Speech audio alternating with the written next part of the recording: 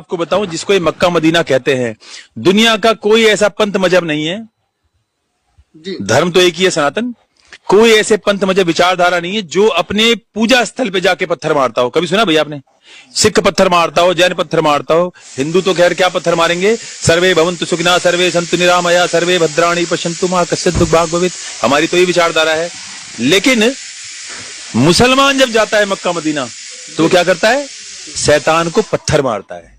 तो आप कल्पना कीजिए एक ऐसी विचारधारा की जो पूजा स्थल पर, हम किस लिए जाते हैं पूजा स्थल पे? मन के विकार को दूर करने, पवित्रता को प्राप्त करने और भगवान से जुड़ने, और वो आ जाके पत्थर मार रहे हैं। अब आप सोचो पत्थर मार किसको रहे? पत्थर मार रहे हैं शैतान को।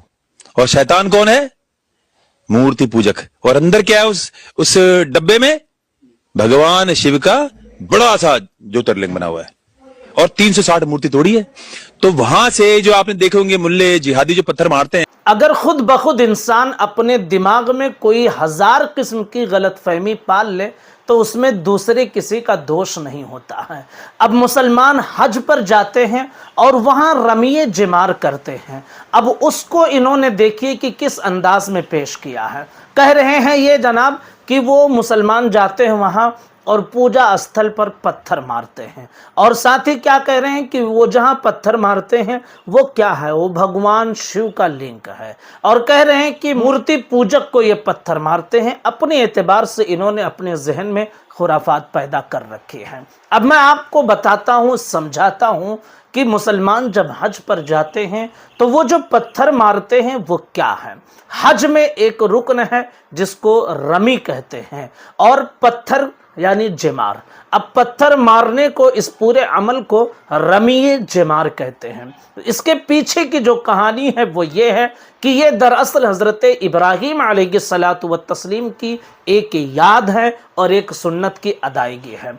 क्या वो सुन्नत की अदायगी है? हज़रत इब्राहीम अलैहिस्सलातु व तस्लीम को जब हुक्म हुआ कि अपने लख्ते जिगर हज़रत इस्माइल को अल्लाह की राह में कुर्बान करें, हज़रत इब्राहीम अलैहिस्सलातु व तस्लीम अपने बेटे हज़रत इस्माइल अलैहिस्सलातु व तस्लीम को लेकर रवाना हुए, और शैतान बार बार उन्हें डिस्टर्ब कर रहा था, बहकाने की कोशिश कर रहा था। तो उस वक्त हज़रत इब्राहीम अलैहिस्सलातु व तस्लीम ने पत्थर से मारकर उसे भगाया था। अब ये अदा अल्लाह को पसंद आई।